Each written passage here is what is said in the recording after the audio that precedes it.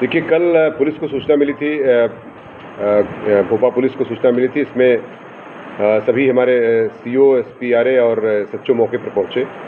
जब मौके की तफ्तीश की गई तो इसमें एक सनसनीखेज घटना थी। 2 बच्चे थे, एक 1 साल की बच्ची थी और एक 5 साल का बच्चा था, जिसमें जो है दोनों की संदिग्ध परिस्थितियों में मृत्यु हो गई थी। कोई जहरा चोट नहीं थी।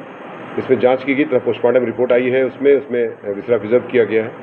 साथ ही साथ उसमें एक महिला जो उसकी माँ है, उससे पूछताछ की गई तो पता चला कि उनका जो पति है ये कुछ दिनों से चंडीगढ़ कमाने के लिए गया है और तथा किसी बीमारी से भी अभिशप्त है वो।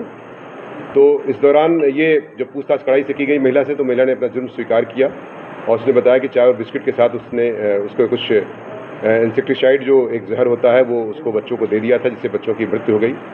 और इसमें इसका एक प्रेम संबंध की बात संज्ञान में आई कि जो जुनैद नाम के एक लड़के से, जो पड़ोसी गांव का ही निवासी है और इसका फूफे का बेटा है, मतलब रिश्तेदार लगता है, उससे जो है इसका प्रेम संबंध चल रहा था। और जिसकी वजह से और बच्चे उसमें खर्चे के लिए, जो कि खर्चा कम हो, बच्चे उसमें बाधा हो रहे थे, जिसकी वजह से दोनों ने मिल करके उनको प्लानिंग करके उसको जहर दिया ताकि बच्चों की मृत्यु हो जाए और जिससे ये घर से सुरक्षित रूप से क्या सर बच्चों को मारने के बाद इनकी आपस में शादी करने की कोई तैयारी होगी, जो खर्चे की बात सामने आ गई? निश्चित तौर से इनका घर से भागने का प्लान था, ऐसा उन्होंने स्वीकार किया है अपने बयान में। और ये घर से छोड़ के चले जाते, बच्चे उसे बाधा आ रहे थे, जिसकी वजह से इनको उन्होंने पॉइजन देकर के उनकी मृत्यु का कारक बनी है ये सारी परिस्थितियाँ।